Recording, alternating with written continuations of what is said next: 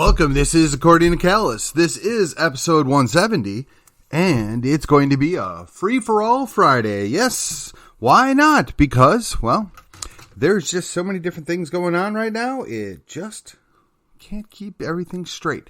So, let's kick it off with, why bother?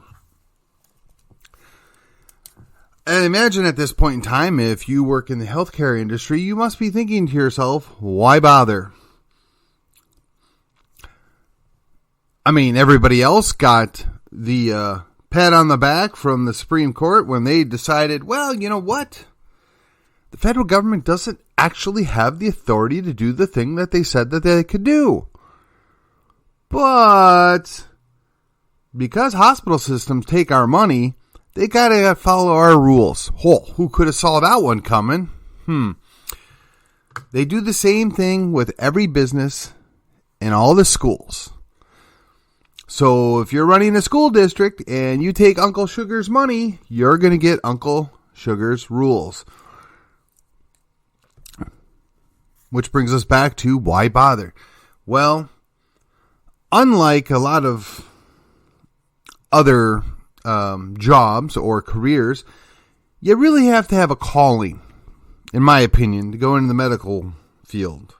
And not just be a doctor, or be a nurse, or physical therapist, speech, there's so many different things. But just think about this. The person that goes to the hospital and cleans the floors and cleans the rooms. Could you really have a hospital, a functional hospital, without that person? Or, consider this. The person in the cafeteria that provides, or rather prepares the food to be given to the patients in the hospital. And in many cases, most of the workers, be that the doctors, nurses, physician's assistants, or therapists of all sorts, or just the guy that runs the engineering department. Could you have a functioning hospital without it? I think not. So, when we disparage people as not being essential, how can we say such a thing?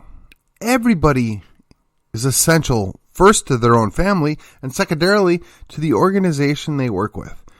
And honestly, if you're not deemed an essential employee for a business that you work for, the real question is why do you have a job in the first place?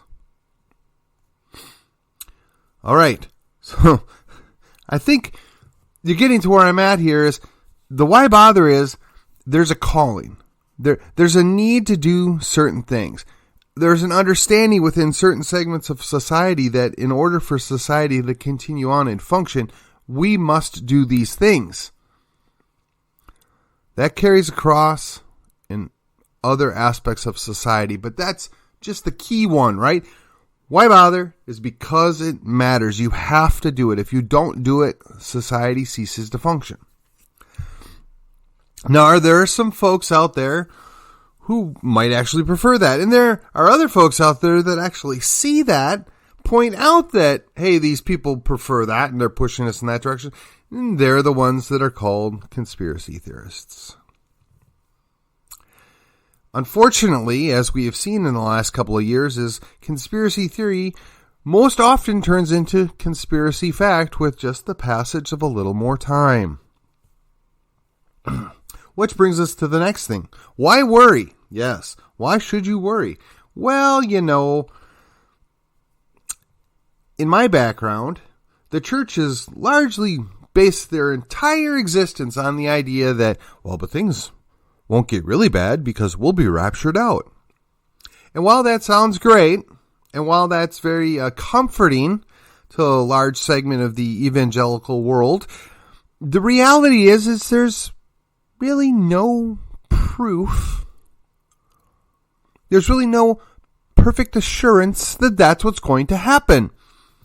Indeed, I've had many conversations with family members that I choose to look at my life and how I live it as, at the very best, it's post-trib rapture, right?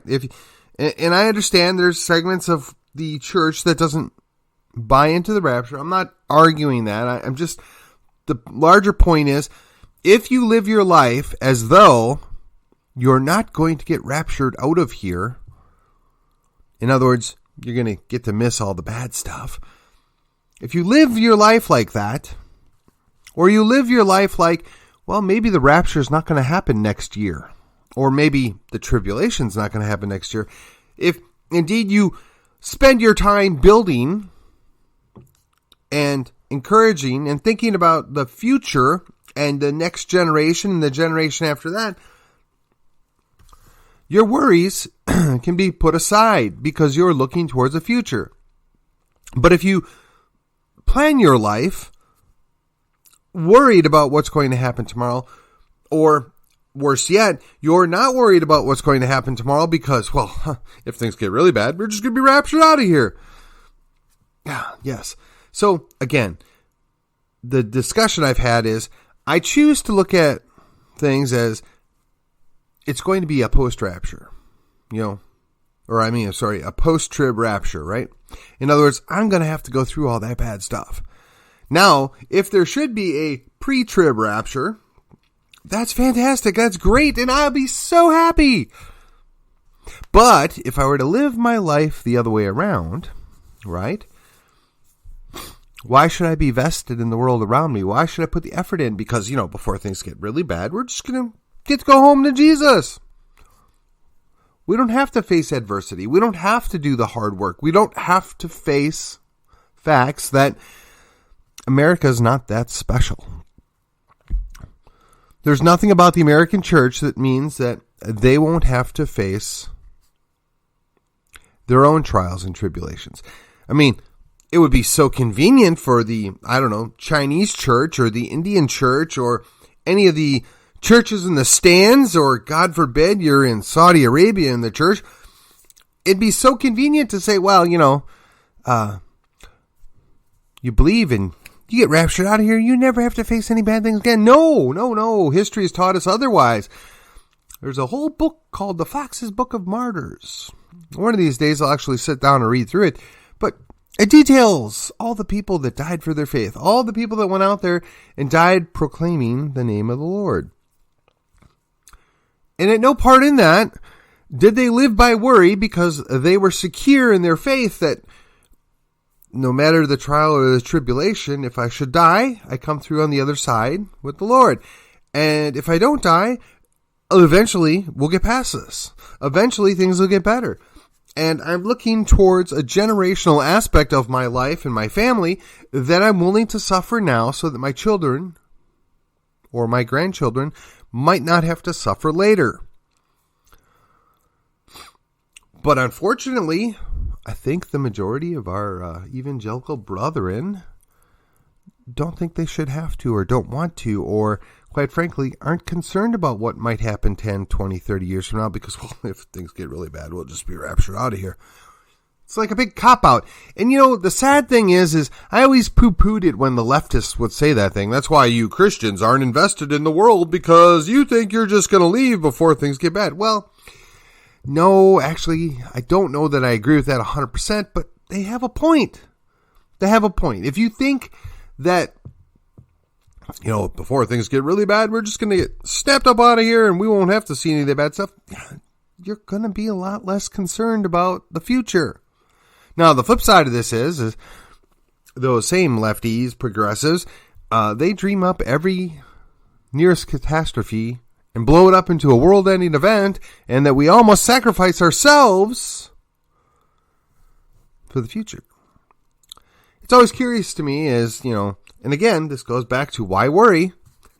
There are things to worry about. You can worry about the expansion of tyranny. You can worry about the usurpation of government powers. You can worry about the destruction of, all the fresh water. That's a thing. I mean, you should look into it. You can worry about the loss of topsoil. I mean, I know that's a thing too. I mean, I've heard many a podcast mention that. Maybe not many, but I've heard it many times on a podcast, right? The destruction of our earth, of our country, for short-term gain is not an optimal way to live. Clearly, there are some long-term effects that people are checking out because they're only worried about short-term gain. And again, if it doesn't matter because, you get to leave before things get really bad, you can live in that mindset. And it's not just the evangelical world that thinks that way. Indeed, multiple generations have been only worried about themselves. This is typified by the meme of the baby boomers that never grew up and never gave a rip about their kids or their grandkids because it's all about me. Whether you agree with that or not is largely irrelevant. The fact of the matter is, perhaps if they would have spent a little time being more concerned about their children and their grandchildren, we would be in a little bit different spot. We wouldn't have some of the things going on that we do. But I digress. So, first two, checked off. Why bother? Why worry? You bother because it matters. You worry to the extent that you're planning for the future. And speaking of planning for the future, hey, I don't know if you're aware of this, but we have some really interesting primary challenges going on right now. So by the time this is all said and done, the replacement city council member for the city of McKinney will be chosen. I've already spoken in support of. I've already done my part to help my friend. And win, lose, or draw, we move on. We go to the next step. But there are two quite important races that are still pending that have a direct impact in Collin County. The first one is Congressional District 3. Now, I got to say, from the onset, I firmly believe that every elected official should face the challenger pretty much every term. I also want to say that includes being somebody challenging you in the primary. I realize that sometimes that means the guy you prefer loses. I realize also sometimes that it comes across as a colossal waste of time and money. However, the goal is the elected official is supposed to represent the people that send them there, and if they're not doing a good job, they need to be reminded that they can be replaced. Now, when an elected official can raise $3 million in a campaign cycle for a job that pays him $20,000 a year, and it's part-time on top of it, that should raise some eyebrows. But if we'll set that aside for just a moment, a congressional district, we would expect a few things out of our congressmen. We would expect that they live in the district they represent. We would expect they spend the majority of their time in the district that they represent. Now, I realize that when Congress is in session, it's extremely difficult for the representative to be in two places at once. But when Congress is not in session, the expectation is said congressperson would be present in the district they represent to meet with their constituents. Saving that they would actually have a good office with good people there that represent the congressman in his absence. And I'm not meaning this to critique anyone specifically, though some of it is applicable to my current congressman. Now, I have not endorsed my current congressman, nor any of his potential replacements. I think I could make a very good argument for each one of the people primarying him, as well as for him staying on as a congressman. I think I could make an equally compelling argument as to why each one of them should be, well, maybe not compelling, but an equally good argument as to why each one of them should be eliminated in favor of somebody else, which is part of the vetting process, which is part of learning about your candidates, which is honestly kind of the bare minimum we should request out of you if you're going to go vote. It's supposed to be a little bit more than a popularity contest. It's supposed to be a little bit more of, oh, I saw that guy sign. Or, hey, that lady looks really pretty. I should vote for her. I mean, we expect a little better, particularly, allegedly, in the Republican Party. So that being said, there's going to be a forum at the Collin College up on 380 here in McKinney for the congressional district candidates. Unfortunately, to my knowledge, the current congressman will not be present. However, his 3 challengers will be. So I'd be interested to see how they handle themselves when they face each other and where their policy or philosophical differences come into play. So I would encourage you, if you have the time tomorrow morning, drive on up there and go sit in on it. They've slated 3 hours. I think they're actually only going to be talking for about an hour to hour and a half. There'll be time to talk with the candidates before and after to kind of pick your favorite. And again, I'm neither endorsing nor not endorsing any of them because I think each one of them brings something that the other doesn't have. And I'm not necessarily 100% on board with throwing out the congressman we have. But I think he should be challenged nonetheless. And it's up to we, the voters, to determine whether or not there's been a road crossed that cannot be uncrossed. Whether there's a line in the sand that's been violated, so to speak. And while we're on that subject, the following Monday, which would be 4 days from today, at the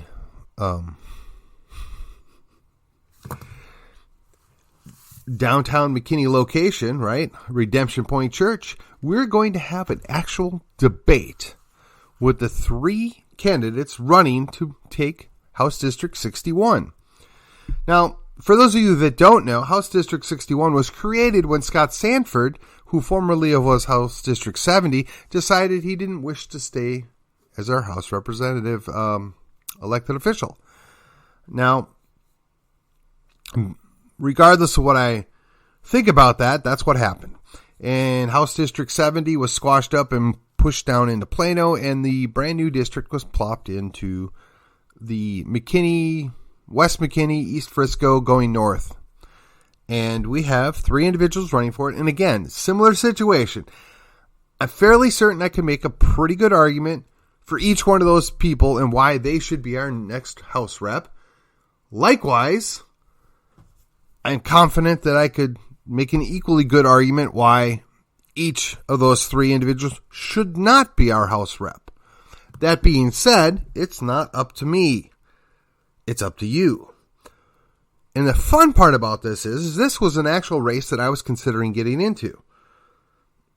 And I chose not to. There's a couple of different reasons. It's okay. It's water under the bridge.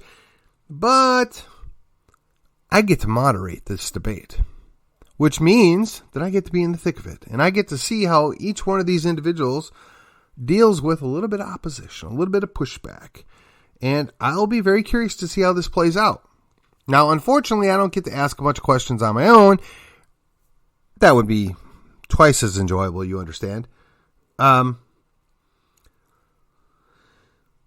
am actually going to be following the rules put forth by the organization that's holding it because, that's the way I am. Rules are laid out. And as part of that, they're going to give me the questions. We're going to take some, I think, from the audience, but it's most all of them are going to be turned in before time. We're going to get a chance to quick look through them, make sure that they make sense. They're not slamming on any one specific individual, and that we can get a legitimate discussion going on. I'm looking forward to it. And even I don't know all the rules just yet. I imagine we'll review some of that tomorrow. But I think it's going to be great. I think it's going to be fun. And the best part about it is going to be both live streamed and recorded for later review. My goal is to get some of these guys on record of things they're going to support and things they're going to oppose. Because one of them is going to win. And one of them is going to go down and represent our piece of Collin County in Austin. And when they come back for re-election, we can show them, well, this is what you told us. This is what you did. Either good job, great job, or hey, you kind of let us down. So that's the goal. That's the plan. And I am looking forward to it. And I would encourage you to come and join us. I think it'll be well worth your while. Redemption Point Church is downtown McKinney. I know it's not technically within the district, but it's close. And even if you live out in East Frisco, you can be there in 30 minutes. It's well worth your time. Please come and see us. It's on social media. You can find it. It's put on by Constitutional Texans. Friends of mine run that club, and they asked me to help out. And I am, of course, thankful and glad to do so.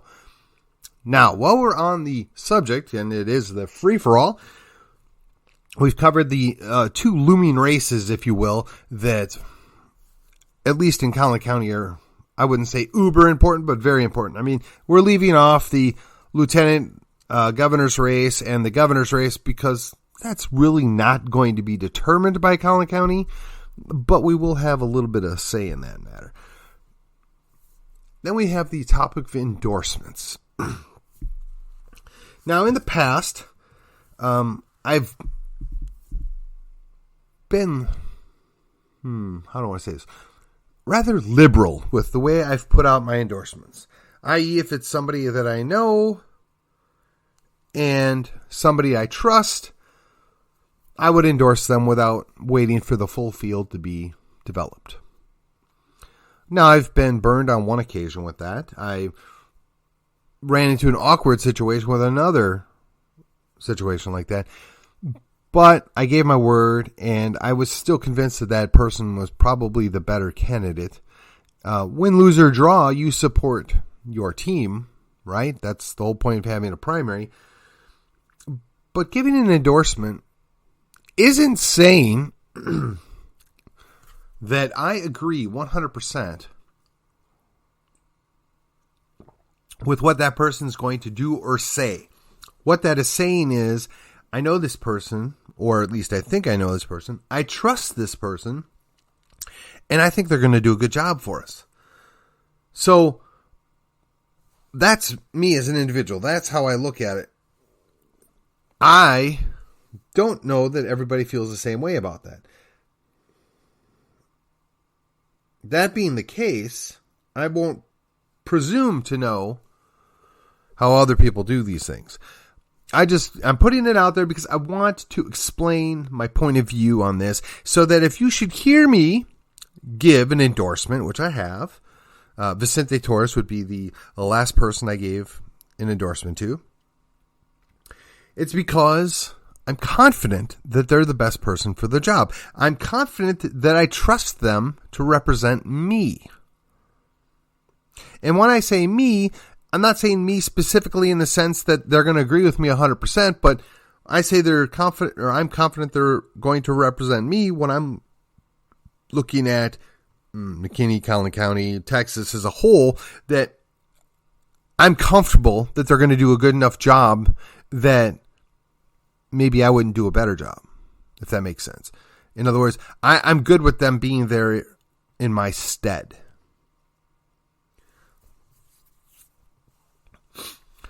Now, I have no problem giving out recommendations or saying, well, you know, these are a couple of good candidates. You should check out between them and make your own decision. I've had to do that a lot, particularly when you have more than one good candidate. But when you give an endorsement out, that kind of puts you on the line too. You endorse a person and they start doing crazy stuff. Or you endorse a person and they go and do a 180-degree twist on what they told you or what you believed of them. Now, we've had this happen before, not to me personally, but I know there's a lot of people that were all gung-ho about Marco Rubio. Yeah, he turned out to be a dud. There were other people that were very excited about Eye Patch Dan, otherwise, a.k.a. Dan Crenshaw, Navy SEAL hero. Yeah, How did that work out for us? I'm not too enthusiastic anymore. I mean, or for that matter, Lieutenant Dan, yeah, our lieutenant governor, right? He was supposed to be all that in a bag of chips. Not so much. Now, I called for and I asked for Daniel Miller to throw his hat in the ring. I'm confident that he could do a much better job. I'm confident he can put up a good fight. But the strange thing is that Lieutenant Dan doesn't even bother to show up to the debates and the forums. So that means one of two things. One, Lieutenant Dan's so certain he's going to win that he doesn't bother to show up. Or two, he's scared spitless that he's going to stick his foot in his mouth and look terrible and lose. It could be some combination of them both, right? I'm the incumbent. I have the seat. I don't have to defend myself. And if I should go defend myself and make mistakes, then I make it easier to beat me. There is that. And I don't know what's going on there. I don't presume to know the mind of Lieutenant Dan. But what I can tell you is I'm concerned that maybe he's hiding for a reason. Now, I'm pretty sure it's not the Joe Biden reason. But I'm concerned that he's hiding nonetheless. So, I would say that after having moderated the lieutenant governor's debate, or forum if you prefer, I'm going to have to endorse Daniel Miller. And I can recommend the others that are running. Both Tracy Bradford and Aaron Sorrells have some interesting things they bring to the table. And there was the other guy that wasn't able to get there, Bob. I can't think of his last name. Bob, no disrespect intended. I think he would offer something too.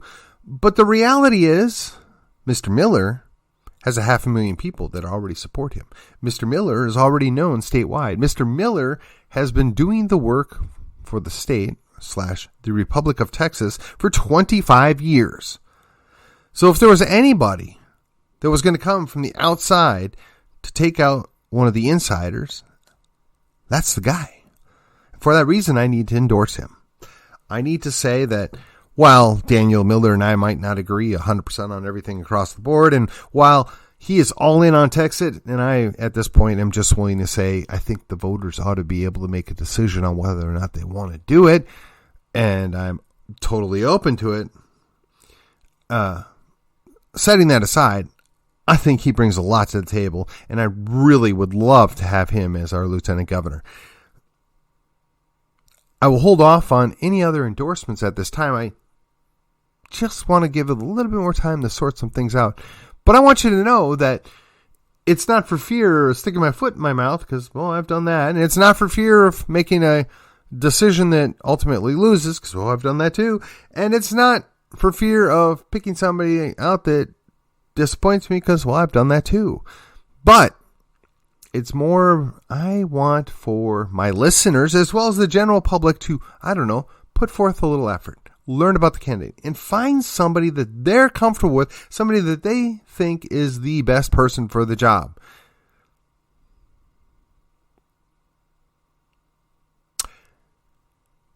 And with that, this is According to Callus. This was episode 170. This was a free-for-all Friday, and I will see you on the other side.